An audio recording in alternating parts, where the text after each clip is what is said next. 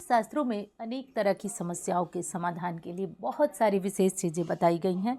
जिस विशेष चीज़ों में 5 ऐसी चीज़ें मैं आपको बताने वाली हूँ, जिन 5 चीज़ों को आपको घर में रखने से बरकत, सुख, समृद्धि सब कुछ आती है। माता लक्ष्मी की कृपा आती है, परिवार के बीच सामंजस्य बढ़ता है। बहुत सारी चीज़ें आपके घर होंगी और बहुत सारी चीज़ें नहीं भी होंगी, परंतु दोस्तों कोई भी चीज़ घर में रख लेने मात्र से वो आपके लिए कभी भी प्रभावशाली नहीं बन जाती है। प्रभावशाली बनाने के लिए उन चीज़ों का सही उपयोग करना पड़ता है। कैसे और किस प्रकार करना है ये बातें करेंगे। और हाँ, बहुत सारे दोस्तों को ये चीज़ें जो मैं आज मात्र 5 चीज़ें आपको गिनवाने वाली हूँ, यदि घर में रखे हैं तो सही तरीका क्या है उसको इस्तेमाल करने का, उसके इस्तेमाल से आप अपने दोषों से कैसे मुक्त हो सकते हैं, ये सारी विशेष बातें आज की वीडियो में जानेंगे। तो चीज़ें बहुत महत्वपूर्ण है, बस इतना करना है आपको कि ध्यान से इसको सुन लीजिएगा। निश्चित गारंटी के तौर पे बता दूं, आपके लिए एक एक बात जो है फ़ायदेमंद साबित होगी, तो बात को ध्यान से सुनिएगा। और हाँ, एक चीज़ और बता दूं आपको कि ये चीज़ें ना अनेक तरह के आपके दोष होते हैं, क्योंकि बहुत सारे दोष से व्यक्ति घिरा हुआ है और जाने अनजाने में आप इन चीज़ों को रखकर यदि सही तरीके से प्रयोग करना चालू कर देते हैं तो आप कम से कम 50 तरह के जो छोटे छोटे दोष होते हैं, जो जाने अनजाने में हमारे ऊपर आ जाते हैं और छोटे छोटे दोषों के लपेटे में आकर हम बहुत परेशान हो जाते हैं। ऐसे दिक्कतें हैं तो आपको ज़रूर ध्यान देना चाहिए।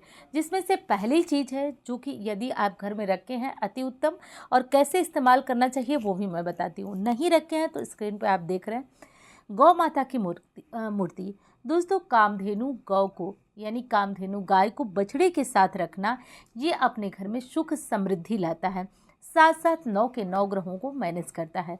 हो सकता है बहुत सारे लोगों के घरों में ये कामधेनु गाय की जो मूर्ति होगी वो होगी। कैसे प्रयोग करना है देखिए, ये कामधेनु गाय की जो मूर्ति है वो कोई सजावट की चीज़ नहीं है। आप अन्य रखे हैं, कई रखे हैं मूर्तियाँ, तो आप इसे सजावट के तौर पे इस्तेमाल कर सकते हैं, लेकिन इसका सही स्थान आपके घर के मंदिर में होना चाहिए। और प्रतिदिन आप गाय और बछड़े को हल्दी कुमकुम से तिलक करें। ऐसा करने से आपके 9 के 9 ग्रह जो है वो संतुलित होते हैं, साथ साथ माता लक्ष्मी श्री गणेश जी की कृपा आपके ऊपर बरसती है। तो आप समझ सकते हैं कि ये कामधेनु गाय की जो फोटो मूर्ति है, इसे रखना कितना ज़्यादा फायदेमंद होता है। या फिर यदि ऐसा नहीं कर पाते हैं, रोज़ आपके घर कोई पूजा नहीं करने वाला है या कोई भी तरह की समस्या है, तो आप जहाँ भी कामधेनु गाय की जो मूर्ति बछड़े के साथ रखते हैं, एक काम करिएगा, घर की जो पहली रोटी बनती है, बहुत सारे लोगों की शिकायत होती है कि हमारे यहाँ गौ माता नहीं आती है। आप क्या करिए कि एक प्लेट रखिए गौ माता के पास और पहली रोटी बनाकर ले आकर के उन्हें चढ़ाइए, यानी उनके सामने एक प्लेट में करके रखिए। अगले दिन या फिर शाम तक उस रोटी को उठाकर आप कहीं जीव जंतुओं के लिए तोड़ करके छत पे या कहीं भी डाल सकते हैं। तो ये भी बहुत अच्छा विकल्प है गौ माता के लिए रोटियां निकालने का। जिन लोगों की शिकायत होती है कि उनके यहाँ नहीं रहती है, गौ माता नहीं मिलती है, तो ये काम करिए। और किसी भी चीज़ को न समझिए, एक्टिवेट करना बहुत ज़रूरी होता है। कोई भी चीज़, कभी भी सामान आपके लिए विशेष नहीं बनता है, उस सामान का प्रयोग कैसे करना है वो आपके लिए विशेष बनता है। तो एक एक चीज़ को आपको ध्यान रखते जाना है। और वीडियो पसंद आ रहा है तो भूलिएगा नहीं लाइक करना, क्योंकि दोस्तों आपकी लाइक करने से ही ना मैं मोटिवेट होती हूँ। मुझे बहुत सारी प्रेरणा और बहुत सारी मोटिवेशन आप लोगों के बताने से मिलती है। तो आप लोग ऐसा करिएगा, और सारी चीज़ें आपको पसंद आए तो आप लोग चैनल के साथ जुड़ जाइए, चैनल को सब्सक्राइब करिए, और हाँ, वीडियो को लाइक तो करना भूलिएगा ही मत। दूसरी चीज़ है दोस्तों, रामचरितमानस। ये मुझे उम्मीद है पूरे सबके घर में होगी। रामचरितमानस कलयुग के एक ऐसा ग्रंथ है ना कि जिसे रखने से अपने घर में सुख समृद्धि आती है। अब बहुत सारे लोग होंगे जो कहेंगे हमारे घर में रामचरितमानस है। जी बिल्कुल, सबके घर में होगा, लेकिन जैसा मैंने कहा कि रख लेना मात्र बहुत ज़्यादा बड़ी बात नहीं है। क्योंकि एक चीज़ समझिए, करू इस समय जो हम जी रहे हैं ना, कलयुग का चरम सीमा है, चरम सीमा है, घबराना नहीं है। इसमें भी कुछ ऐसी चीज़ें हैं जो आपको पार निकाल देंगी, आपके घर को, आपके परिवार को कलयुग से मुक्त कर देंगी। वीडियोस लंबी हो जाती हैं, इसलिए मैं आपको पूरी बातें नहीं बता पा रही हूँ, लेकिन थोड़ा सा बता रही हूँ। देखिए, एक बार जो है तुलसीदास रामचरितमानस का पाठ कर रहे थे, और करते करते करते जो है एक कसाई उनको आ रहा था, बार बार उनको बदनाम करने की कोशिश कर रहा था। बार बार, एक बार वो किसी वेश्या के साथ आया और तुलसीदास का संबंध वेश्या से जोड़ने लगा।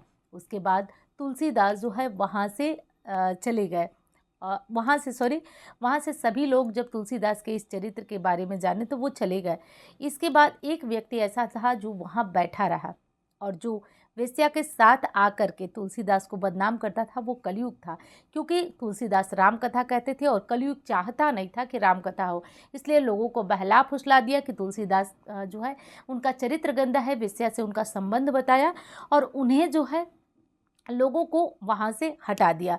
लेकिन एक व्यक्ति ऐसा था जो अंत तक कथा में बैठा रहा, जिससे वेश्या से तुलसीदास के संबंध का कोई जो है फर्क नहीं पड़ा। अंत में जब तुलसीदास ने उससे कहा कि अब तुम भी यहाँ से चले जाओ, तब उन्होंने कहा कि मैं नहीं जा सकता हूँ, क्योंकि मैं जानता हूँ कि ये कलयुग है और मैं जो है इस कलयुग के प्रभाव को कम करने के लिए आप जो श्री राम कथा कह रहे हैं, ये कलयुग कभी भी प्रवेश कर नहीं सकता है जब तक जिस घर में, जिस परिवार में या जिस स्थान पे श्री राम कथा हो। और वो जो ऐसी बात कहे वो श्री हनुमान जी थे। तो दोस्तों ये चीज़ आप अपने घर में कह सकते हैं। अब आप सोचिए कि जब इतना ज़्यादा प्रभावशाली है श्री रामचरितमानस का पाठ गुणगान, तो केवल और केवल आप अपने घर को, परिवार को 1000 तरह के दोषों से, मैंने तो 50 कहा, आप 1000 तरह के दोषों से बचा सकते हैं। क्योंकि दोस्तों शास्त्र कहता है कि कलयुग केवल नाम आधारा। आप सोचिए, आप अपने घर में 1 पन्ने 2 पन्ने या कुछ दोहे चौपाइयाँ आप अपने घर में प्रतिदिन रामचरितमानस का किया करें। पूरी तरह देखिए 100% ये चीज़ें असर नहीं करेंगी, मानती हूँ, क्योंकि उसके साथ कुछ गलतियाँ भी होती हैं। लेकिन इतना विश्वास मानिए, जिस घर में रामचरितमानस का पाठ होगा, 4 पेज या फिर कुछ दोहे, तब भी बहुत सारे तरह के दुष्परिणामों से आप बचे रहेंगे। अगली चीज़ है दोस्तों जो कि और भी ज़्यादा विशेष है आपके लिए, इसको जानना, इसको समझना और एक एक चीज़ समझिए कैसे इनका प्रयोग करें। रामचरितमानस को हमेशा लाल रंग के कपड़े में लपेट कर रखें, इसका पाठ करें, पाठ के बाद पुनः कपड़े में लपेट कर रखिए। आप करिए तो सही, ये छोटे छोटे उपाय आपके जीवन से अनेक तरह के दोष दूर करता है और इसको करते जाइए। कोई लाभ की इच्छा मत करिए, ये चीज़ ध्यान रखिए, लाभ की इच्छा मत करिए, करते जाइए, लेकिन ध्यान रखिए कि आप किसी का एहसान, किसी की गई सेवा का फल उसको शायद न दें, लेकिन प्रभु एक एक चीज़ को गिन करके 100 गुना लौटाते हैं। तो बस विश्वास से करते रहिए। अब हमारे घर में एक जादू है जो कि बहुत कम लोग समझ पाते हैं। जादू है दोस्तों, मैं अपने शब्द पे कायम हूँ और फिर से कह रही हूँ कि हमारे घर में एक जादू है, तुलसी माँ। हमारी तुलसी माँ दोस्तों जादू है, मेरी बात का विश्वास मानिए आप लोग। यदि आप लोग समझ जाएं तो आप मेरी बात का भरोसा करिए, बस इतना कह रही हूँ। तुलसी नहीं, जादू है।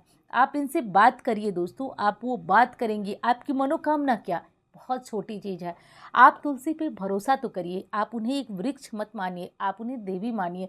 आपका घर धन दौलत या हर तरह के दोषों से मुक्त हो जाएगा। करना क्या है, तुलसी की सेवा करिए। कैसी सेवा, वो नहीं जो आप केवल सुबह जल चढ़ा करके और भोग लगाते हैं, उनको प्रेम से जाइए तुलसी जी के पास, ओम नमो भगवते वासुदेवाय ऐसे बोलिए। और मैंने एक उपाय बहुत पहले बताया था तुलसी जी में सिक्का गाड़ने वाला, और दोस्तों जो भी मेरे जान पहचान में किए हैं कभी उनका विफल नहीं गया है उपाय।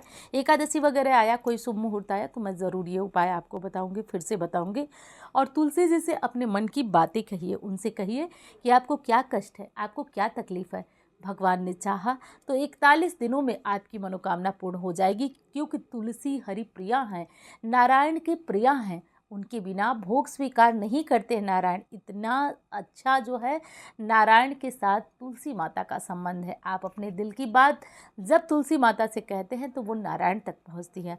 आप करके देखिए और तुलसी के सामने बैठिए, अपने दुख तकलीफ जैसे आप अपनों को सुनाते हैं वैसे सुनाइए। एक दिया शाम को लगाइए और जब जाइए ना उनसे बैठिए, उनके पास बैठिए, उनसे बातें करिए। वो आपके दिल की बात सुनती है। मानती हूँ लाख कलयुग है, लेकिन आप अपने घर की अनेकों तरह की परेशानियों को ख़त्म करने के लिए तुलसी की पूजा सेवा आराधना करें। जिन घरों में बार बार तुलसी सूखती हैं आप बार बार ले आइए, 1000 बार ले आइए। और सबसे बड़ी चीज़, जब ले आए तो हमेशा उनसे प्रार्थना करें, माँ कभी मेरा आंगन मत छोड़ के जाइएगा, माँ हमेशा मेरे आंगन में हरियाली रखिएगा, माँ अपनी कृपा हमेशा रखिएगा। इस तरह से करके तुलसी को पूजिए। ऐसा करते तो रहिए, आप देखिएगा जिन घरों में तुलसी हमेशा सूखती है नहीं सूखेंगी, सालों साल अच्छी रहेंगी। उनकी मंजरी समय समय से उतारते रहिए। आप सेवा करिए, तुलसी को रखिए। ऐसे बहुत सारे प्रमाण हैं हमारे शास्त्रों में जैसा कि जब श्री राम जी लंका में पहुँचे, प्रवेश किए, तो वहाँ चारों तरफ राक्षसी प्रवृत्तियाँ थी, हर तरफ जो थे राक्षस थे। लेकिन एक स्थान ऐसा था जहाँ पे तुलसी का पौधा दिखा, दरवाजे पे राम राम लिखा हुआ था। तब हनुमान जी को आश्चर्य हुआ कि इतनी सारी राक्षसी लोगों के बीच ये राम नाम और तुलसी का वृक्ष कैसा, पौधा कैसा दिखाई दिया। तब वो घर, जब हनुमान जी वहाँ उतरे तो देखे कि वो घर विभीषण का था। तो इस तरीके से दोस्तों, जिस घर के आगे तुलसी होती है उसके ऊपर भगवान की कृपा होती है और हरि भक्त वो कहा जाता है। तो तुलसी अपने घर में अवश्य रखिए, उनसे बातें करिए, उनसे अपनी तकलीफ कहिए, विश्वास मानिए। ब्रह्म मुहूर्त में एक दीपक लगाइए, एक शाम को लगाइए, अपने दिल की बात करिए। तुलसी साक्षात आपसे बातें करेंगी, आपकी मनोकामना पूर्ण करेंगी, विश्वास करिए। अब बात कर लेती हूँ अंतिम, यानी कि ये पांचवी चीज़ है, वो है हमारे घर का गंगा जल। दोस्तों, गंगा जल आप सभी अपने घर में ज़रूर रखते हैं। हर हिंदू धर्म में हर व्यक्ति के घर में गंगा जल होता है।